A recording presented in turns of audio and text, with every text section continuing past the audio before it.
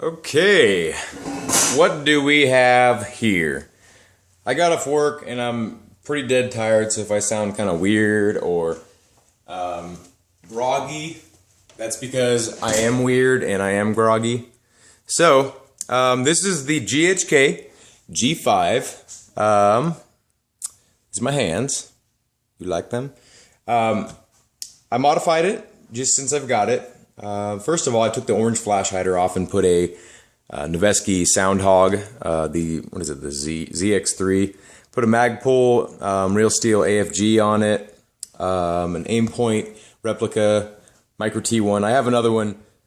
I have a Vortex sort of Aimpoint a Micro T1 replica coming in. It's like a real steel sight. Unlimited lifetime warranty. So I'm hoping I really like it, because if I do, it's a sight for life. And they literally, you can just, it's like, you can throw it off a bridge and bring it back to them and they will replace it for free. So I'm sure like some shipping charges or whatever. Anyway, also got a Magpul real steel K-grip on here, which is more vertical. And I have modified the stock. If you take a look right here, this washer, I filed down the rear of the stock, or the top of the stock portion, and to allow this washer to make it tighter fitting, because one of the problems with this gun is it's a little bit up and down wobbly from the factory, and you can't fix it because it's a specification kind of problem rather than your particular gun. It's just an ill-fitting part, and they leave it kind of loose so it can lock onto this easier, I believe. It comes with a built-in front iron sight. Let's see if you can see that, and a deployable rear removable sight. It's an ambidextrous gun fully, except for the charging handle. The charging handle can be placed on the left or the right side. You can change it. Pretty much everything is mirrored on this gun. The selector switch is on both sides and it's the same size. The magazine release is on the left and the right. The controls are similar to an M4, which is what I like. The receiver is split apart just like an M4. I'll show you inside the trigger control group and the bolt carrier and whatnot. This gun is 100% polymer on externally, including the rails. These are plastic as well. I'll go over some of the gun gripes I have with this particular model.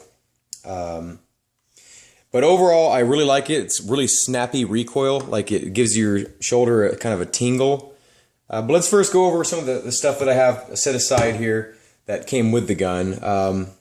So these magazines you see in the sort of top corner here, only one of them came with the gun. This is the one that came with the gun. It's a very nice magazine. It's almost as heavy as the gun. It seems to be as heavy as a gun because of how small it is, and the perception, your mind thinks it's heavier than it is because it's a small item, and this is a large item, so this feels light to your brain because it's a big thing. I think you need to get where I'm going with that. So it comes with this. It's a very nice magazine. It's a pain in the ass to load. I have a couple BBs in here to show you. It comes with this attachment, and it also comes with the speed loader right here. It's kind of a cheapie, but it works. So, what they want you to do is they want you to use this attachment, which kind of like sits over the lips, but it's kind of a piece of shit. So I kind of just angle my fingers in here and push down on the BB on the top. It's kind of what I'm used to doing from the M4. I don't know if you can see, but once you get a certain amount of BBs in, like right here, it becomes extremely difficult to get any more. And I've only been able to fit 28 BBs in any one given magazine. I have two of them. One of them is damaged, and I bought it used, even though it was claimed to be new. Anyway, it's a story for another day. But basically, these things are a pain in the ass to load. They do not have feed lips like the P-Mags, like where you can just, you just load them up, just, so yeah, I'm not too happy about that. That's one of my gun gripes with it, but that's not really the gun, that's the magazine. The PMags, the GMP PMags, just so you know, I did a video on how to make them work with this gun. All you do is take off the valve delayer, and it works fine. So you pull the bolt carrier back. Try not to knock into the camera here. And they fit in there fine. They're a little bit wobbly. Very, very little bit of wobble. It's about the same as it would be on the corresponding GMP M4. But they do cycle. The bolt carrier goes forward. It doesn't hinder the bolt carrier at all in its operation. Works fine on both semi-automatic and full auto. As good as it does work, because the G5 does have some problems with like intermittent like sputtering, and you can't really predict it. It kind of just happens out of nowhere. The trigger pull, actually, I'm sorry, I'm going to continue going over the things that come with the gun. It comes with this aluminum flash hider. It's a very nice design. I really like it, how it looks and everything. I chose to go with the Loudner because I like the intimidation factor it provides. When you're on the field, people kind of watch out for you, and you're kind of the VIP in a way, just by having a cool gun. And I know that's kind of ridiculous and childlike for me to want to do that, but that's me. This is the pistol grip it came with. If you have bigger hands, I can imagine it being more comfortable. But I have kind of like sort of bony, smaller hands. I don't know, like they're not tiny hands, but they're smaller. But the pistol grip is actually really square in the front, and I'm assuming you can see that. This is sort of like a sort of M4 styling. In the back of the jammed my finger earlier today. The back of the pistol grip is very, very similar to an M4 as well, and it feels really good in your hand, but this just feels too square to me, and I just am not a fan of it. So I replaced it immediately with the Magpul K grip, and there is a little bit of a misfitting portion of it, and that's okay because you can't really tell. I wear gloves when I play airsoft, and I can't even tell bare hand that's there, and it's just really aesthetics that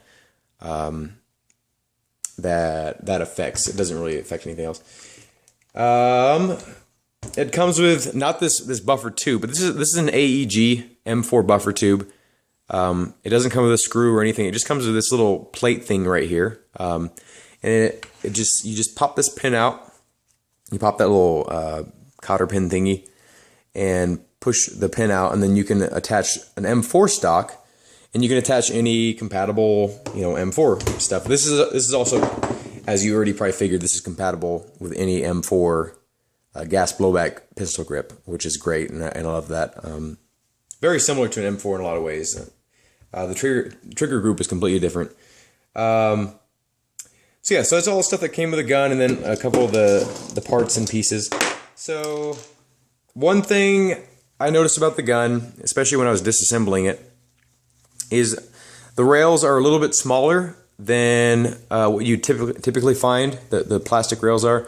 So I have a little bit of, I don't know if you can see that, but a little bit of play in the angle 4 grip. Not enough to really matter, but it's enough for me to notice, and it's kind of an annoyance as the shooter of the gun. So that when you squeeze the gun right here, I don't know if you can hear that noise, but it has a little bit of play in it as well. Like if you squeeze like this, and also if you notice right here, there's a seam right here, and you can actually, I don't know if you can see that. If you look right where the bottom of the flash hider, right where my finger is, there's a little bit of play right there as well. And it's a bothersome thing, but it's one of those things where you just kind of get used to it, and you're like, whatever, you accept it. This is more or less a budget gas blowback gun, so I'm very impressed with the overall quality. There are little gripes about it. It has an adjustable, I think it's four positions stock. Very solid once you do that modification. I'm not sure if I'm going to do a video tutorial on it, but basically you just take a file or a Dremel, cut a little chunk out enough for the appropriate size washer. I don't know what size washer that is. And it just kind of tightens it up and makes it to where like it doesn't have any play up and down. So this is incredibly solid right now. It does collapse as well. And this little thing right here is what connects to the top of the stock right here. And it locks in. I'm choosing not to do that because I'm trying to make it to where this just stays put. I'm only collapsing that for demonstration purposes. I don't plan on collapsing it all the time and using it as a pistol or whatever people want to do. The screws and the hardware used in this gun seem to be very high quality. I'm not sure if this TUZ stands for tungsten, but it seems like it's a harder quality metal than harder quality steel than a lot of the sort of part or screws that these airsoft companies typically use. So I'm very happy with that, and you know, overall, like the body pins and everything seem very. I know I'm not showing you different angles. I'm just kind of like holding it for my own benefit here. I don't know if you saw this, but there's a kill flash on it. The charging handle is wobbly, but it's kind of cool. I like the action of it. It feels solid. You know, like when you cock it. The bolt carrier is pretty weighty, so you can feel it go forward. It locks in the upward position, so you can load the first magazine in, or you know, check your chamber or whatever you need to do. I don't recommend doing the HK slap or the MP5 slap, whatever you want to call it. It will wear this little part out, and these are plastic parts, and plastic wears out. So does metal. So does everything. So, but I wouldn't do it. I'm sure almost everybody that owns this gun is going to do that.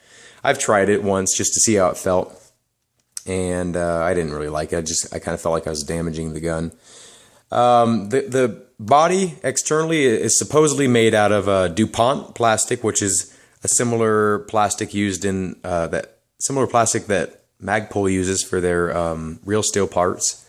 I'm not sure if it translates to the airsoft, you know, the PTS division. I think the PTS division separated from Magpul, and they're kind of like a different company right now. But I'm pretty sure different materials are used. We're going to open up the gun right now. I'm going to try to think of some more things to go over while I'm... the trigger pull, actually. It's kind of a spongy trigger. I'm not a real big fan of how much spring tension there is on it. And then also, when you feel... oops. I didn't see if I have my hand on there. When you feel where it resets... well, I guess you're not going to hear it reset unless there's a mag running through it. I'm going to fill this up real quick. I have had some issues with the magazines locking. This is an empty magazine, as you can see. And I'm not sure you can see this, but I have cleared the chamber. You can't see in there really. You kind of can. But there's no rounds in there. So what you do to load it up is pull the charging handle back, lock it up in the upward position. You know, insert the magazine, and you'd be good to go. And then if you're a rebel, like the majority probably you're going to want to do, you can slap it. I'll slap it. You know, it works, but this thing will break. They have replacement ones, obviously. They have replacement parts. Every single part you see on here, they have available right now on the Samoon store, and then like some other stores as well. So anyway, I'm going to show you the trigger reset and like where it is. So as you can see, the magazine did not lock back. And what I found is if you push up on this gun, up on the magazine, it locks back. So that just means to me that the tolerances are a little bit off. But anyway, so let me show you the trigger pull here. Let's see if I can not get it to lock back when I don't want it to. So it locked back. So I guess the point I'm trying to get across here is I'm not a huge fan of the trigger, but again, it is a budget-friendly gun, so it's one of those things like where it's a trigger and it works. So that's kind of a bottom line thing. The body pins are very tight, and I like that. Makes me feel like the gun is secure, and they also lock in place, so they don't come all the way out like some guns. And this one actually you have to unscrew before you can actually remove the upper receiver entirely. So I'm going to show you the bolt carrier and then the internals here. So I'm sure like a lot of you are going to want to see the bolt carrier first. It's kind of like the main feature of the gun in a way. So the bolt carrier itself is pretty weighty, and it's connected with the recoil spring until you unscrew this. The bolt / nozzle is a pretty kind of M4 sized, maybe a little bit smaller. This is kind of just like free turning, and this is actually just a piece of plastic. And in the 2014 model, you want to look at this to see what model your gun is, but the 2014 model has this little rubber dot right here, and it also has reinforcements in the lower receiver right here, from what I know. And then also, what was the other thing? There's one more thing that they changed from the 2013 and 2014 model.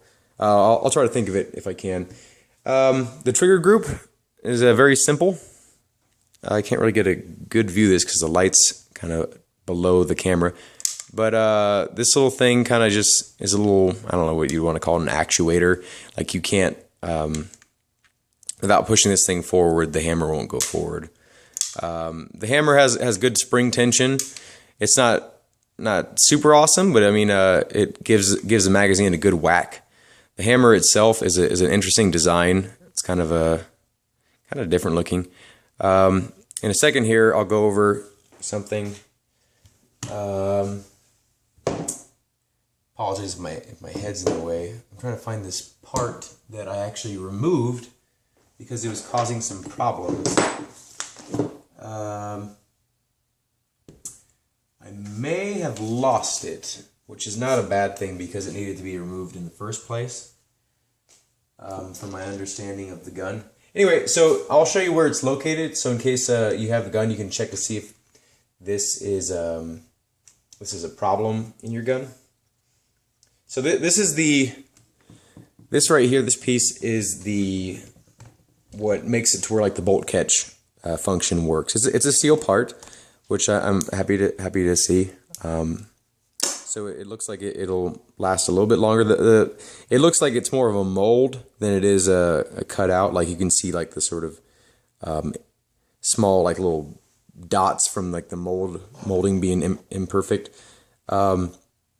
But anyway, like right here where this little hole is, there was like this little rubber, or I don't know what it'd be considered, but like it was very soft. I think silicon or whatever the hell I'm trying to say. A little piece of it was just a little soft piece of rubber that was stuck in there, and preventing this from going all the way down. And when I removed it, I instantly saw an improvement in, I can't always get the bolt catch to work, the bolt catch function to work, which isn't a huge deal for me. So I'm not going to return this gun because it's a gamble. You could get a gun that has worse problems than that, and this gun works, so I'm happy with it. But anyway, it caused some issues, and so I fixed it up. Did it up right. All you do is you just pull that little goopy thing out of there, and then from my experience at least, it was an improved experience. So you can actually also remove this to dry fire the gun if your gun does work properly. But it just goes right there, and it's kind of an interesting design. I've never seen a design where it's kind of like free floating like that.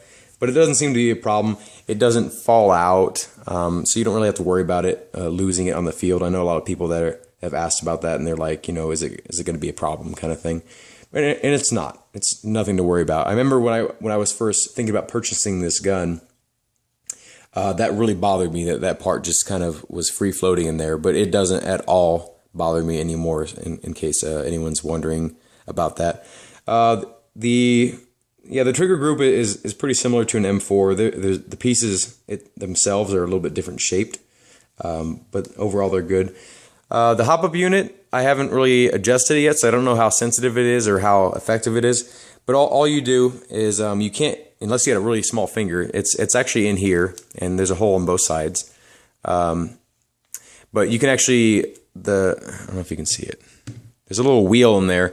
And one of the biggest features about this gun is that I have not confirmed this yet, but I have heard that the inner barrel is actually an AEG cut inner barrel, which makes the aftermarket support that much bigger, and your choices go up like 20-fold. Like you have a lot of options out there aftermarket wise for this gun in the barrel department. I do plan on getting a 601 tight bore inner barrel. And I don't have any lying around right now, so I don't have anything to install. There's also kits for this gun. There's a DMR kit, which looks pretty cool actually. If I was into DMRs, I would definitely go for it.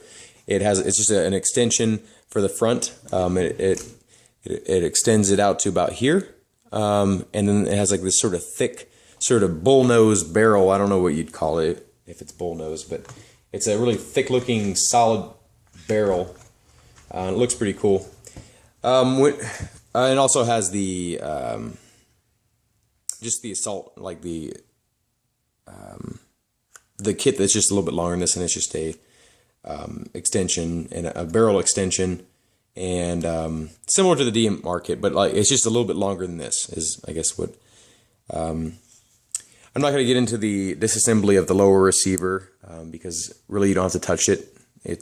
They don't have upgrade parts. Oh yeah, sorry. Here's another gripe of mine. It's a simple fix, but it's kind of one of those things like where you're like, you could have spent a little bit more time on this. If you notice right here, this gray sort of metal looking thing is not stock, and it also is not excessive wear. That's from me filing it down. I didn't file it all the way down because I just kind of figured it would file the rest of itself down on its own. I probably will end up going back and polishing this really nice and stuff. But there was a pretty impressive molding line on here, and impressive in a bad way. It was a large mold line. Like if you put it on its side like this, you could visibly see the line protrude from the body of the bolt carrier, and the corresponding part that interacts with it the most, the hammer. And that's not wear either. Like it would still be black if I didn't file it down. But right now it feels pretty smooth. I know it looks like there's still a line there, but it's you can barely feel it. But there was a mold line right there too. And there's mold lines all over the gun, on the plastic parts and stuff. But it's really not a big deal. And then the more you use it, the quicker they'll go away. And you will use this gun. This gun has very impressive gas efficiency, and also the cooldown effect that's present in gas blowback guns doesn't seem to, with these magazines, this magazine design. I will do a video on the disassembly of these, and also maintenance, and also some tips on what you can do to improve them, and also remove certain features if you don't want them for a future video. But like as you can see right here, like there's mold lines everywhere. But this this is actually a plastic outer shell. Like with the GMP P-Mags, this is metal. It looks kind of like plastic, but the only part that's plastic is actually this part right here. But this whole thing, the outer shell is plastic. This magazine here on my left, the GHK magazine, is actually heavier than this, surprisingly. Or at least it feels like it. I could be wrong. Correct me if I'm wrong. But I'm impressed with the magazines. I'm not impressed with the feed lips. I'm really disappointed in them, actually. But I had heard so many bad things about them, and they were all true. But I think eventually they'll work the bugs out, and it's really not that big of a deal. Like it just takes a little bit extra time to load up your mags, but it's not a big deal. I don't remember what my point was. I will reassemble this gun while I try to think. But this is all there is to it. You just line up the little guide rails with the upper receiver. Slots in there. You can notice that pushes in. This part, you notice it won't close without pushing this in. So you just push it in and then close it a little bit. And you'll hear a positive click when you push the receiver pin back in. Really nice, solid click, and I'm really pleased with that, actually, because I hate sloppy body pins. It's one of like my pet peeves. So Nice clack. What was it? The flash hider was a pain to get off, as all of them are. I really do recommend these Ghk ZX3s. This is the non-adjustable type. It's just you can remove this for cleaning reasons, but you don't really need to, considering it's the airsoft version and there's no GAT like the carbon buildup. But they do it for, you know, replica's sake, and also, you know, I don't know, maybe you get some dust in there, I don't know, and then you want to clean it out. Gives you some options. I really like the gun. I'm really satisfied with it. It gives your shoulder kind of a tingling feeling. The recoil, I was expecting it to be a little bit harder hitting because of how lightweight it is and then how heavy the bolt carrier is, but it is a very nice feeling. It feels solid, and I'm very pleased with it. I have said that multiple times already, but just to let you know, this wasn't one of the things I was going to say, but if you look down here, you see that that is not the stock bolt. There's a difference in from this hole, this mounting hole right here. There's a difference in the distance between where this flat portion is right here and where it meets up with the lower receiver on the real steel version, and it's also intended for an M4. So it's a little bit different design. So I had to put like basically a spacer in there and some washers to get it to grab and then not, you know, not be loose. So it's tight now. What else can I go over here? I feel like I'm missing something important that I didn't go over. So anyway, I will be doing a shooting. I'll be doing probably a remedial range for all 10 of you that probably enjoy that. It hasn't been the most popular video series. I'm also thinking about doing something in the future having to do with trivia, maybe airsoft related. So maybe for preparation, send me some cool trivia questions, airsoft related or not, maybe current events, whatever, real steel. I have a friend that's gonna be in out with me, and so just kind of stay tuned.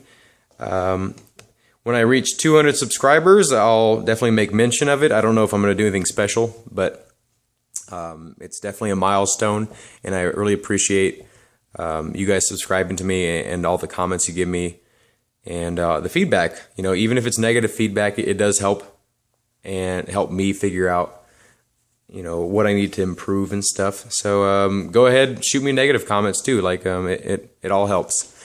Anyway, that's my sort of tabletop review of the Ghk G5.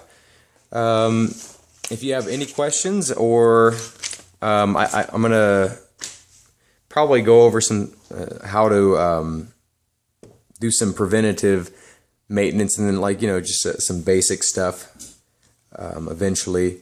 But if you have any questions, like specifically on how something functions, or how to remove it, or if you need any tips or advice, or you know, or if you have any tips for me, like I'm definitely open to whatever you have to provide for, you know, information wise or anything. So get in touch with me and give it a thumbs up and a like, or, you know, whatever. If you guys end up sharing this on Facebook, I don't know where my videos end up. But I guess stay in touch and stay tuned for some future videos. Thank you.